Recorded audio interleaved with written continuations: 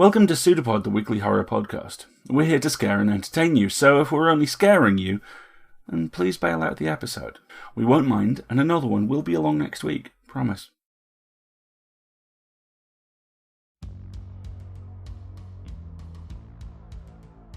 PseudoPod, episode 786, November 26th, 2021. This week's story, Licking Roadkill by Richard Dansky. Hey everyone, welcome to PseudoPod, the weekly horror podcast. I'm Alistair, your host. Audio production this week is by the fantastic Chelsea Davis, and our story is a PseudoPod original from one of the most original voices in contemporary horror. Richard Dansky is a 20-plus year veteran of the video game industry, where he has written for games like The Division, Splinter Cell, Blacklist, and numerous others. He's published 7 novels and 1 short fiction collection, and was a contributor to White Wolf Game Studios' World of Darkness games, where I first encountered his work on the extraordinarily good and ambitious Wraith of the Oblivion. He lives in North Carolina with a cat named Goblin, whom he swears was named that when he got her. Your reader this week is one of the best narrators we have on our books, the amazing Mr. Trendane Sparks. So without further ado, and with a team like this lined up and ready to go, I can assure you that we have a story for you, and I promise you, it's true.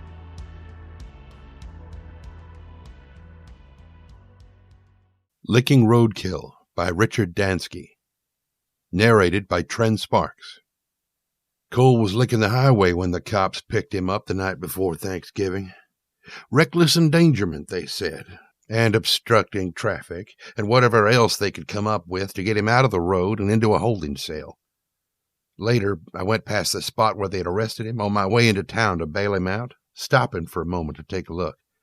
A deer and a truck had made unfortunate contact there, and the highway was a 20-foot-long streak of red. A couple of cars passed me going the other way, speeding, both of them, and one didn't have their lights on. Cole had gotten lucky, I decided, even if he didn't realize it.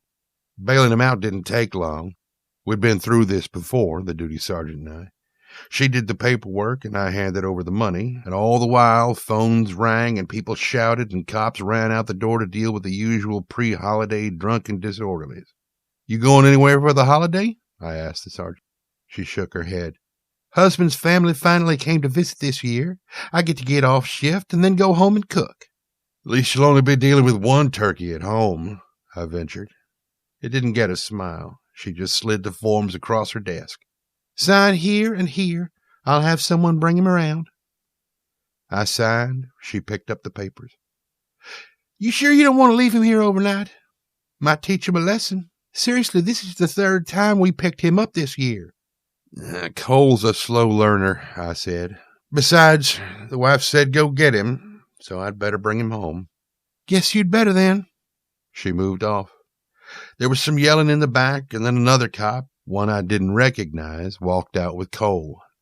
He had his head down, and his shaggy mess of a haircut hid his face, but I could tell it was him. There was blood on that blue work shirt of his, for one thing, and on the knees of his dungarees, too. It wasn't a good look. "Hello, Cole," I said. "Hey, Jerry," he said without looking up. "Sorry you had to come on out here." "Your sister was worried about you," I said, and he flinched. Good enough. We could save any further conversation till we got in the car. The cop, his badge said Piscotti, gave Cole an ungentle shove toward me. "He's all yours. Keep him out of trouble the rest of the weekend, okay? We need the room back there." "I'll do my best." Cole turned around, but I tugged him away and closed the door before he could say something stupid. Instead, we walked around to my F-150 in silence. I let him in. The electronic locks had given up years ago. Then walked around and climbed in myself. "Seat belt," I said automatically, then started her up and rolled out towards home. Yeah, Cole muttered, but he clicked the belt anyway. "Hey, thanks for getting me out of there. I didn't want to spend Thanksgiving in jail." "I figured. Don't thank me. Like I said, it was your sister's idea." We headed down the main drag as a light rain started falling. Bars on either side of the street were spitting out customers and sucking down new ones. Folks without families or looking to avoid them. Prodigal sons and daughters returning to reconnect with their old classmates after returning home for the holiday and finding they'd outgrown their old familiar places. Cole craned his head and licked his lips. "We stop for a drink?" "No. Cecily said to get you straight home." "Oh." He shrunk down into his seat, arms crossed. I took a left onto the country road and picked up speed. "Mind if I turn on the radio?" "Don't care one way or the other. Just try not to pick something that sucks." "You think everything I like sucks," he said, petulant, but reached for the dial anyway.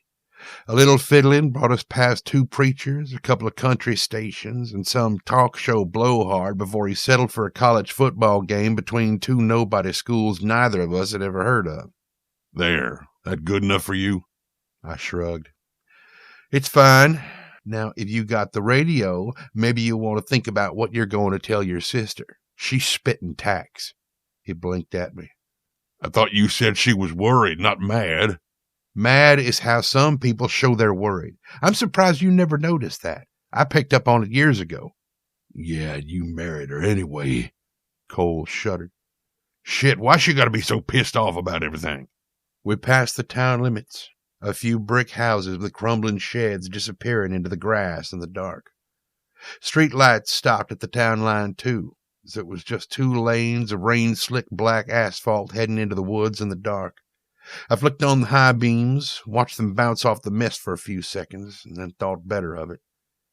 She's pissed off because her dumbass older brother, whom she loves dearly, keeps on doing stupid shit that might get him killed or worse, and because said dumbass brother seems incapable of realizing that what he's doing is a danger to himself and others, including, I might add, her." Cole snarled. "Who asked you anyway?" "You did," I replied evenly. "Now who's winning?" "Temple, I think," he said. "That a college? I never heard of Temple before." He sniffed. "I guess if they're playing on a Wednesday night, they can't be too good." "Probably not." Trees sped past and the rain picked up. "So what are you going to tell Cecily?" "Going to tell her the truth. Tell her I was minding my own business and the cops started hassling me for no reason. I wasn't doing nothing wrong." I let out a long, slow breath. "I don't think that's going to fly, Cole. Not this time." "But it's true." "We both know better than that. They called from the station as soon as you were brought in and told Cecily everything. She's not going to buy that act of yours. Not this time." He sat bolt upright. "But it's not an act. They did hassle me. They pulled you off the road before you got turned into splat number 2. And any day now, someone is going to start asking questions about why they keep having to peel you away from the fresh roadkill. And when that happens, things are going to get ugly. For you, for me, for the whole family, for Cecily." "I don't want nothing to happen to her." "Then you'd better get some self-control."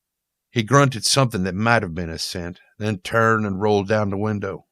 "This okay?" he asked, and didn't bother with an answer before sticking his head out into the wind. "Oh, Cole," I muttered under my breath and kept driving.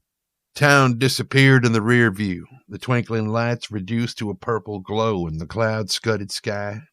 Soon there was nothing on either side of us but darkened farmland, and it would stay that way until we reached home. My phone buzzed. I dug it out of my pocket with one hand, checked, and saw it was Cecily. "Hey, babe," I said by way of greeting. "How you doing?" Got him?" She was in one of her moods, I could tell. No small talk was going to calm her down, so it's best to just play it straight. "Yeah, I got him right here. You want to talk to him?" "Not really, but I kind of have to now, don't I?" There was anger there, sure, but something else, too. A bone weariness I'd rarely heard. If Cecily was feeling that way now, I didn't envy Cole none. I nodded, then realized she couldn't see it. "I guess you'd better, yeah. Hang on, let me get him for you. Love you." "Love you too. Now let me talk to my dumbass brother." "Hey, Cole," I said, away from the phone, and then punched him in the arm when he didn't respond. "What'd you do that for?" He sounded wounded, like I'd kicked a puppy, but he pulled his head back inside the window and glared accusingly at me. "Phone, Cole," I said, and handed him mine. "It's your sister." He stared at it for a second, then brought it to his ear. "Hello?" I couldn't make out any of the words Cecily used, only that there were a lot of them, and they were very loud. Cole tried to interrupt a few times, and that went about as well as you might expect. Every so often, she sounded like she was winding down. Cole would say something dumb, and she'd start right back up again. That went on for the better part of 10 miles before Cole handed the phone back to me. "She says she wants to talk to you now," he said, and he sounded shaken. I looked over at him, and he was pale and sweating. Whatever Cecily had said, it had put the fear of God into him. "What can I do for you, babe?" I said as I took the phone. "Everything all right?" Everything is not all right, or you wouldn't be doing what you're doing. She let out a long breath. Sorry, hon. I don't mean to take it out on you. "It's fine," I said. "You're the head of the family. You've got a lot of pressure on you." Don't I know it? Cecily said. Thanks for backing me, hon. A lot of men wouldn't do that. "You didn't marry a lot of men. You married me. Now, are you sure about the rest of this? Not too late to change your mind?" It was too late a long time ago. Love you. "Love you too, babe," I said, and hung up. "She didn't yell at you," Cole said accusingly. "That's because I'm not a fuck-up, Cole," I said evenly. "I'm the one bailing you out of jail, not the other way around. Now, what did she say to you? Maybe I can help take the sting out." Cole shook his head. "She said she was disappointed in me. Can you believe it? Said that Ma and Pa would be disappointed in me. My own little sister telling me these things. I'm the big brother. I should be the head of the family, not her." I sighed. "Cole, we've been over this 1,000 times. You and I both know you're not cut out for it, and you agreed to it. Hell, you're the one who nominated her when it came time." "She's my little sister. There's nothing I wouldn't do for her." Now he was contrite, his mood swinging all over the place. This wasn't a good sign. That's why it meant so much to her for you to straighten up and fly right. How long's it been since you did meth, 3 weeks, he said defiantly. "Not since my last talking to. Nothing but beer since then." "Nothing but beer," I nodded. "And if I made you pee in a cup, all that would come back would be high life?" "I don't drink that piss. Stag, brother." I shook my head. "Right, stag. That's all you'd read? No weed, no blow, no meth?" He leered at me. "Doesn't matter. You can't make me take a pee test. You can't make me do anything. Only reason you've got a voice in this family is because you married my sister." For a moment, I wished I could have a cigarette. It would spare me the need to keep talking to Cole for a minute or two. But Cecily had told me to quit, so I had. It was best to do what Cecily told you. Instead, I flicked off the radio. Whoever Temple was, they were losing badly, and gunned it a little. Cecily had asked me to have this talk with Cole, too, so I was going to have it, no matter how pointless I thought it was. I wouldn't be making you take the test, and you know it, Cole. So come clean with me, and maybe I can make things go easier for you. When's the last time you smoked meth? 3 weeks ago, he repeated stubbornly. Uh-huh. Cole, they caught you out in the middle of the highway licking deer meat off the asphalt. Suddenly, I was very tired of Cole and his bullshit. Your sister asked one thing of you, that you kick the drugs. She offered help. She offered money. She offered a place to stay away from all your dealers and smoking buddies where you could get your head straight, and you wouldn't do it. Why is that, Cole? Not wouldn't. Couldn't. Now he was back to the shakes. I would do anything for Cecily. Anything. Except that. 'Cause I can't. Real soft, I said, "You know that's a problem, right? We can't have you getting out of control and getting the family in trouble." "I know," he said miserably. "Maybe you should just lock me up." "Thought about it," I said casually. That brought his head up like a shot. "You didn't." "I most surely did, but Cecily shut it down. She said it wasn't right to do that to family, even fucked up family." She's my sister, all right. Atta girl, Cecily. I always knew she'd have my back. I shifted in my seat, the 45 at my hip resting there uncomfortably. She's got the whole family to look out for, I said, but I looked away as I said it. There was a silence in the cab of the truck for a couple of miles, Cole fidgeting in his seat beside me and me just trying to keep my eyes on the road. Finally, he broke the quiet. Where you taking me, Jerry? This is the longest ride home ever. Same ride as always, I told him. Just taking it slow 'cause of the rain. Tires are worn down on the truck, so I don't want to skid out. Oh, that makes sense. He curled up in a ball, looking like a scared kid and not a grown-ass man, 42 years old, whose life had been one long litany of fuck-ups. You know, I always liked you, Jerry. When Cecily first brought you around and there were some of us that weren't sure you were family material, I stood up for you, you know. I said, that Jerry, he's a good man, and Cecily loves him. Some of the others wasn't so kind. Thank you for that, Cole. It means a lot to hear you say that. And now here we are. Jesus, I thought. Why'd he have to make this any harder than it had to be? And now here we are, he said, echoing my tone as well as my words. Then as I pulled the truck off to the side of the road into a dark wooded patch, he took a look around. Where's here? What are we stopping for? I took a deep breath. I knew Cole would never understand, but I owed it to him to try. Cole, you remember when you and Cecily were growing up and you used to read her fairy tales? His face screwed up into a mask of puzzlement. But I don't see what that's got to do with anything. The truck all right? The truck's fine, I reassured him. And bear with me. You remember Snow White? When the huntsman's supposed to take baby Snow White out to the woods and kill her so the baby couldn't come back and kill the queen someday? Yeah. Cole was still hesitant. But the huntsman let her go, and the dwarves found her, and she lived happily ever after. I nodded. So she did. But the queen didn't. Too bad for her, I say, Cole chortled. She should have picked a better huntsman. Uh-huh, I said, and drew on him. What the fuck, Jerry? He scrabbled in his seat, trying to get as far away from the gun as possible. What are you fucking around for? I'm not fucking around, Cole. Open the door nice and easy, then get out and stand next to the truck. I had already slipped my seatbelt off and was getting ready to slide out and walk around. But Cole had to fuck things up once again. He went to run for it, and I shot him twice in his skinny ass before he made it 5 steps. He went down, scrabbling a bit in the dirt, and then lay still.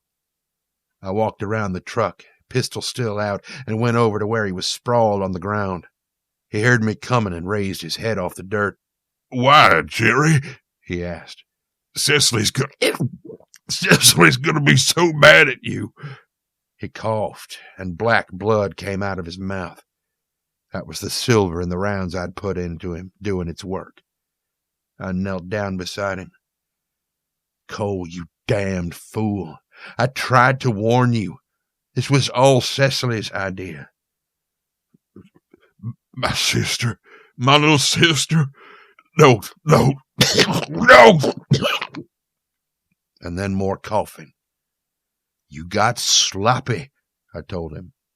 The booze and the drugs and you not half bothering to hide what you were from the folks down in town. Licking the highway, Cole, for fuck's sake. You were putting the whole family at risk, and Cecily made the hard call. She loves you, but she couldn't let you take us all down. At that, Cole laughed. Is that what she told you? Yeah, I could see why you'd believe it. You'd swallow silver for her, you got it so bad.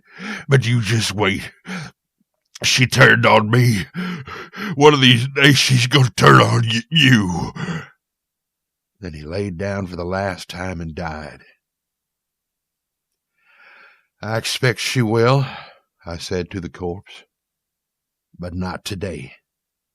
I picked the dead body up and slung it into the back of the truck as gently as I could, then put a tarp over it just in case I got stopped, which wasn't likely this far out. Then I pulled out my phone and called a familiar number. Where are you, hon? Cecily's voice came over the line. Is it done?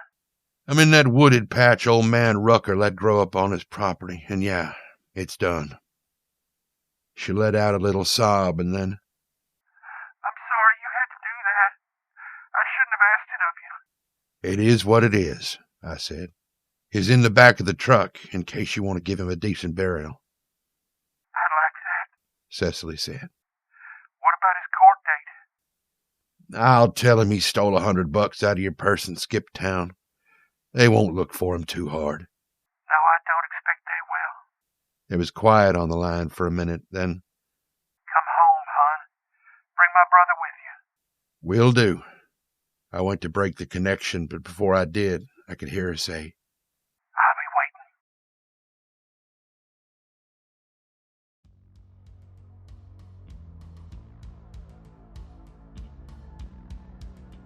waiting. Oh, this one. This one. Oh boy. Folks, a few years ago, I caught up via accidental Facebook with an old friend. We were never tight, but we always got on well, largely because we were both smartasses in a very small community, and you either duel to the death or team up. So it was nice to chat with him. He was like a lot of kids on the island, familiar with the police experience of being an idiot white boy on a scrap of land. However, where most of the rest of us either escaped to the mainland to become action geologists. I'm not kidding, a friend of mine has done this, or retired at 30 to run a brewery and be a part-time Coast Guard. I'm not kidding, a friend of mine has done this. He became a policeman. In small communities like the Isle of Man, that is a very different job in many ways to the meat grinder of big city police work that absolutely no one escapes from unscathed. Instead, it's a lot like being a prefect at school. We all did this, by the way. Yes, like that book series. That's a thing that's actually real. Only the younger kids are now drunk guys who you see every week and who will stumble up to you on patrol and tell you the dubious nonsense they've just done because they want to brag about it. Because sometimes when you're the only people before the ocean, you just want to hear yourself talk or just want to feel like you've been listened to. He said it's never an easy job, but on occasion, it's a surprising one. That combination of moral grey area and endearing small-town rubbishness is what Dansky plays with here. Again, I've had friends who cow-tipped and friends who played How Long Can You Hold On to the Electric Fence, so licking roadkill? Gross, but not off the map. That, combined with the sense of this having happened a few times before, makes you relax, makes you drop your guard.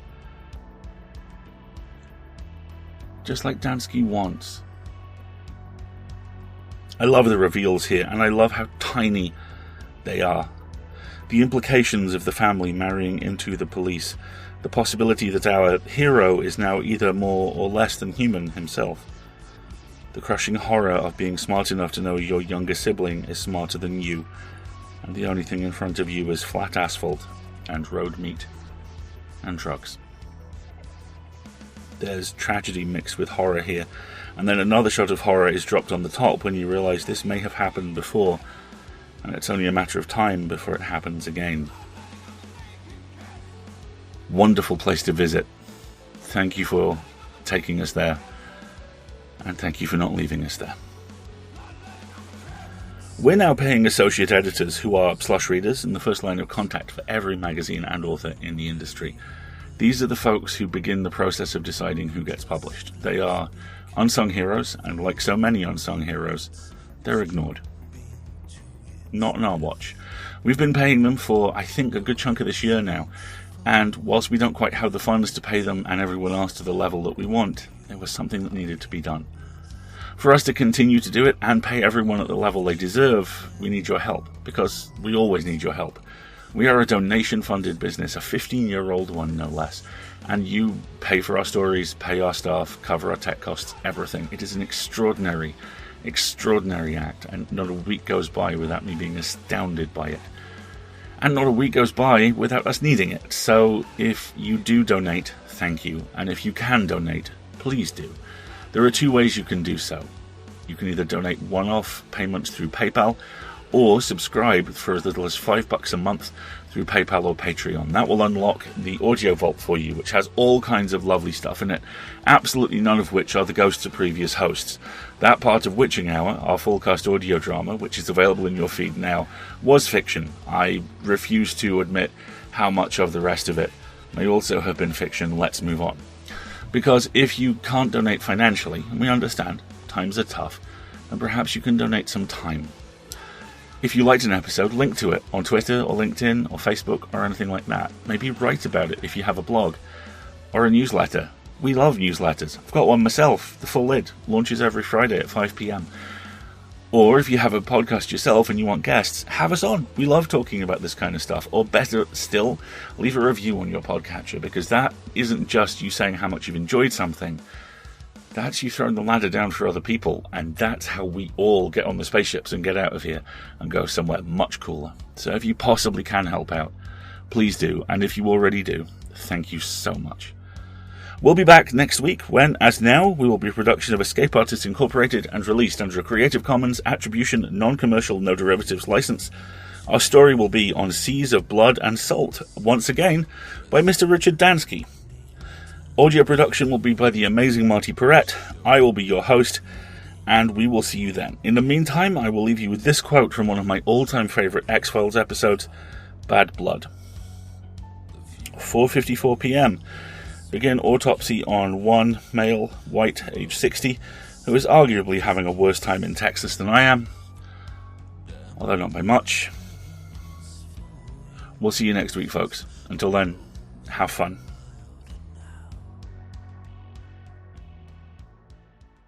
It's a pseudopod. It's a big foot. It's all about podcasts these days.